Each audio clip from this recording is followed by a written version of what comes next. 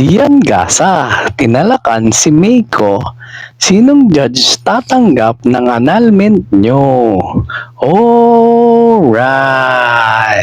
Kung di pa po kayo nakapollow, follow and share lang po para sa news update. Salamat! Diretsahang pinagsabihan ng social media personality na si Sian Gasa ang trending na kapwa social media personality si Meiko Montepalco sa kanyang paglantad sa publiko ng panloloko sa kanya ng asawa.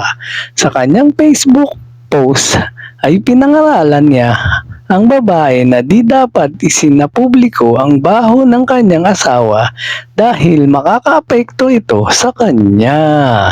Talak ni Sian, kasal kayo at hindi lang basta magjowa.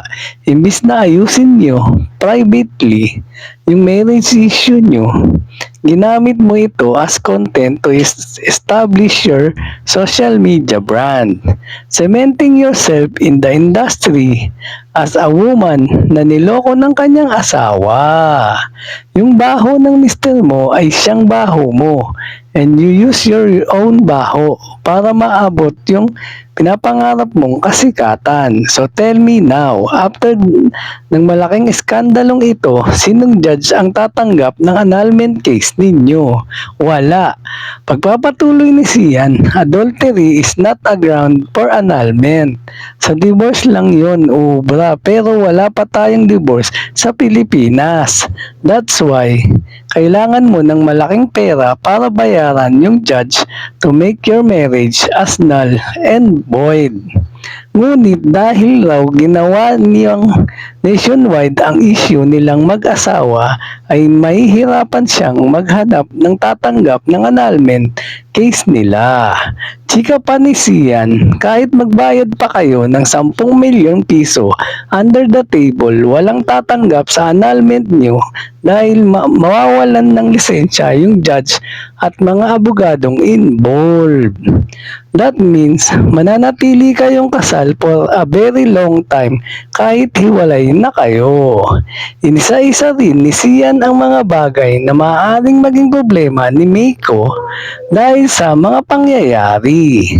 Paano ka ngayon maglo-loan sa bangko? Paano ka ngayon bibili ng bahay at mga ari-arian? Paano ka ngayon kukuha ng insurance? Paano ka ngayon mag-a-apply ng mga visa? Everything is conjugal. Sakit sa ulo yung ginawa mo sa inang personalidad. Ani Sian, dapat ay pinag-isipan ni Meiko ng mabuti ang kanyang mga ginagawa. Hindi mo pinag-isipan mabuti. Maybe it's beneficial for you now dahil pumalo yung pangalan mo sa Pilipinas overnight, but believe me, after 2 weeks, limot ka na ng lahat. Lilipas lang din ito kagaya ng napakaraming chismis sa Pinas. Ikaw lang din ang magsasuffer, pati na yung mga anak mo. Ikaw lang din yung talo. God bless you. Dagdag pa ni Sian. At yan ang totoo. Thank you for watching po. Follow for more video. Salamat!